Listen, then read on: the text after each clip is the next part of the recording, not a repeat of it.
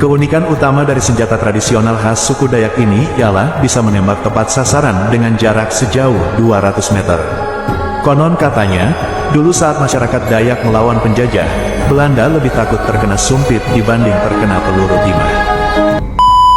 Indonesia merupakan negara kesatuan yang penduduknya terdiri dari berbagai macam suku bangsa. Maka tidak mengherankan apabila Indonesia kaya akan budaya dan keanekaragaman tradisi dari berbagai macam suku tersebut. Salah satu keunikan budaya Indonesia adalah adanya berbagai macam senjata tradisional yang memiliki nilai sejarah dan budaya yang tinggi.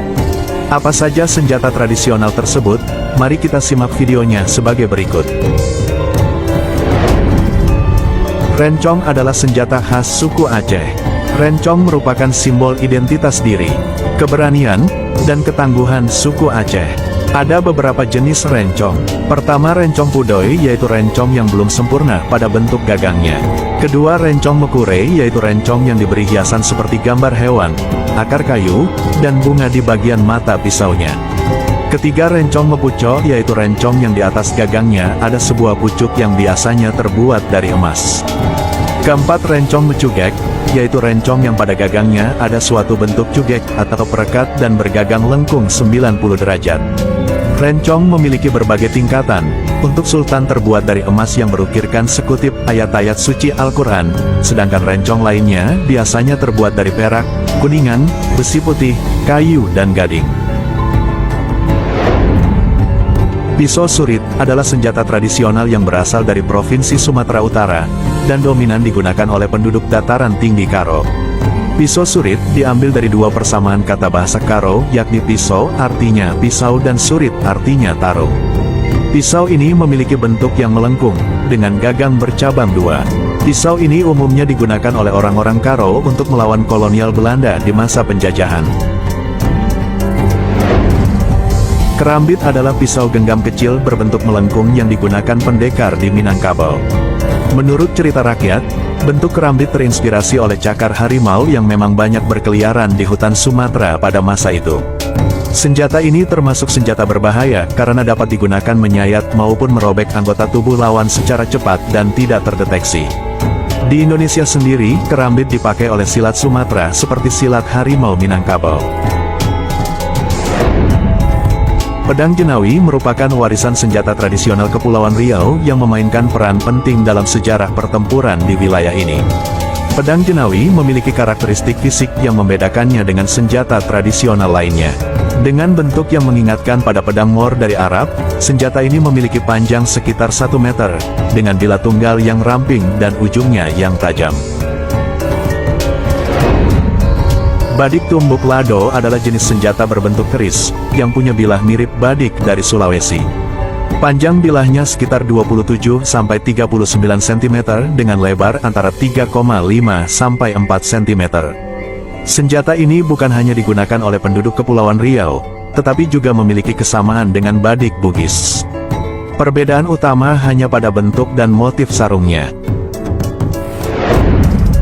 Bilah keris Siginjai memiliki panjang lebih kurang 39 cm yang dipadukan dengan lekukan-lekukan berjumlah 5 lekuk.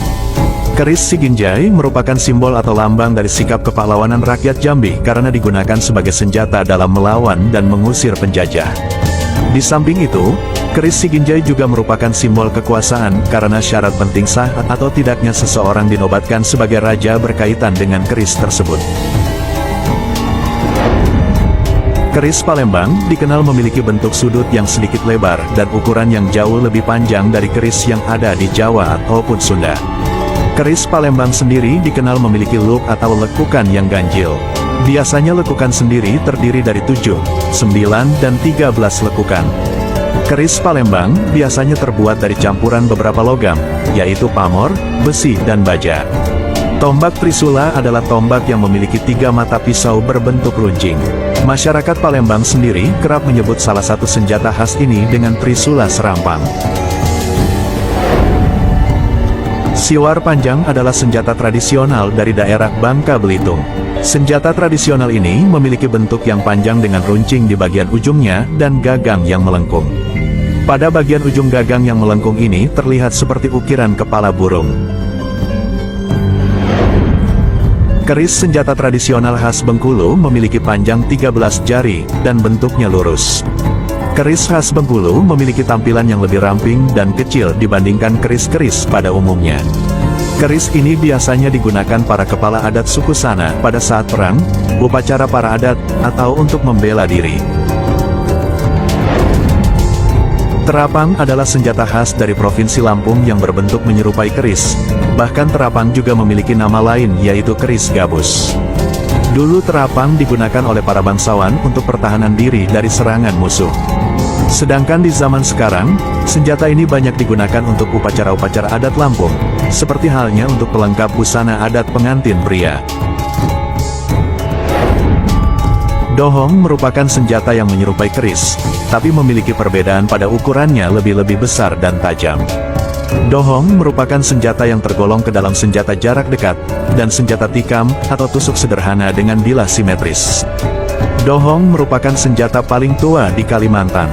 Senjata dohong ini biasa dibawa oleh masyarakat Kalimantan untuk berburu dan bercocok tanam. Namun, senjata ini hanya boleh digunakan oleh orang-orang tertentu, seperti para raja-raja atau kepala suku daerah tersebut. Mandau dibuat dari bahan dasar pilihan yang diambil dari batu gunung yang mengandung besi. Senjata ini dihias dengan bulu rangkong atau rambut manusia yang diletakkan di atas mandau yang terbuat dari tanduk atau kayu. Dahulu sebelum abad ke-20, semakin banyak orang yang berhasil memenggal kepala orang, maka saber yang digunakan semakin kuat. Biasanya sebagian besar rambut korbannya juga digunakan untuk menghias gagangnya. Banyak masyarakat yang percaya bahwa orang yang mati di kayu, maka rohnya akan menghuni mandau sehingga menjadi sebuah pedang yang sakti. Namun, mandau saat ini telah beralih fungsi, yaitu menjadi benda seni dan budaya. Mandau juga sebuah souvenir, koleksi dan senjata untuk perburuan, memangkas semak-semak dan bercocok tanam. Lunduk sumpit merupakan senjata tradisional khas suku Dayak di Kalimantan Tengah. Lunduk sumpit juga sering disebut sipet, termasuk dalam salah satu senjata rahasia yang digunakan untuk membunuh musuh secara diam-diam. Keunikan utama dari senjata tradisional khas suku Dayak ini ialah bisa menembak tepat sasaran dengan jarak sejauh 200 meter. Konon katanya, dulu saat masyarakat Dayak melawan penjajah, Belanda lebih takut terkena sumpit dibanding terkena peluru timah. Alasan utamanya karena sumpit sudah diolesi racun terlebih dahulu, yakni dengan getah pohon ipu atau iren. Keunikan lain dari senjata sumpit ini adalah bisa mematikan lawan dalam waktu tidak lebih dari 10 menit. Lonjo merupakan salah satu senjata tradisional suku Dayak. Senjata yang berwujud tombak panjang ini terbuat dari besi yang diikat dengan anyaman rotan pada tangkai yang terbuat dari bambu atau kayu keras. Seperti halnya mandau, lonjo yang digunakan untuk berperang dikeramatkan oleh orang Dayak. Saat ini, lonjo lebih banyak digunakan untuk berburu hewan di hutan. Lonjo juga dijadikan barang souvenir atau kenang-kenangan bagi wisatawan yang berkunjung ke Kalimantan. Lonjo dapat dihias dengan pernak-pernik yang cantik, sehingga cocok menjadi barang pajangan di rumah. Keris bujak beliung adalah senjata tradisional dari Kalimantan Selatan. Senjata tradisional jenis ini berupa senjata tikam yang digunakan dengan cara ditikamkan atau ditusukkan pada musuh dengan jarak yang sangat dekat. Senjata ini memiliki panjang sekitar 30 cm, serta memiliki ciri khas pada bagian ujung bawahnya, di mana terdapat ukiran khas suku Kalimantan Selatan yang terdapat filosofi di dalamnya. Itulah berbagai senjata tradisional khas Indonesia dari Pulau Sumatera dan Kalimantan. Apabila ada senjata tradisional yang belum disebut pada video ini, silakan teman-teman tulis di kolom komentar. Terima kasih sudah menonton dan sampai jumpa di video selanjutnya.